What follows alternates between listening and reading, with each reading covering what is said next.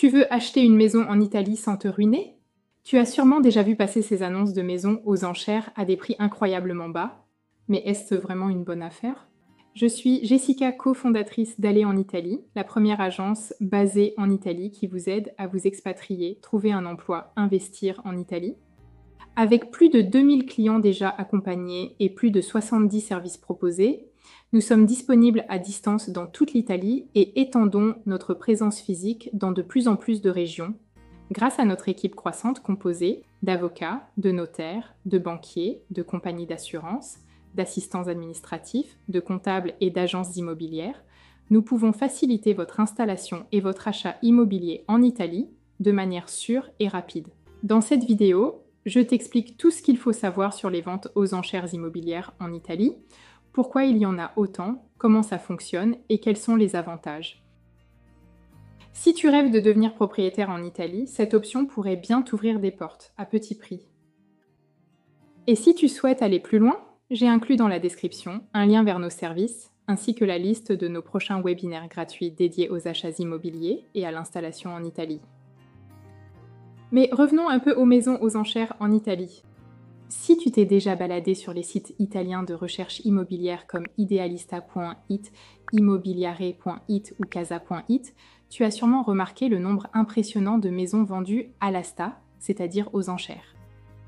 Et ce qui saute aux yeux, c'est le prix de départ, parfois 30 000, 50 000, voire même moins pour une maison entière.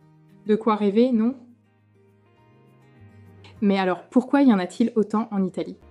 C'est simple. En Italie, les ventes aux enchères sont souvent la conséquence directe de saisies pour non-paiement de crédits immobiliers, faillites d'entreprises ou projets immobiliers jamais terminés. Il y a aussi de nombreux cas de succession non réglés. Les héritiers ne veulent pas ou ne peuvent pas récupérer le bien, qui finit donc vendu par le tribunal. Résultat, des centaines de biens se retrouvent aux enchères chaque mois dans tout le pays. Et pourquoi ça peut vraiment valoir le coup? Parce que ces maisons sont souvent 20 à 30% moins chères que le prix du marché. La procédure est publique et transparente, encadrée par la justice italienne. Et surtout, pas de frais de notaire. L'attribution du bien se fait directement par le tribunal, c'est une économie importante.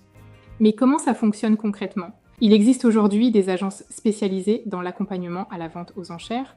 Elles t'aident à comprendre les documents, elles peuvent organiser des visites sur demande et t'informer sur l'état réel du bien. Nous restons bien évidemment disponibles à tout moment pour un support linguistique complet. Pour participer, tu dois généralement verser une caution, souvent 10% du prix de départ, et indiquer ton offre maximum. Le jour J, les enchères débutent au prix le plus élevé proposé. Tu peux décider de surenchérir ou pas. Si quelqu'un surenchérit et que tu es dépassé, pas de panique. Ta caution t'est intégralement remboursée.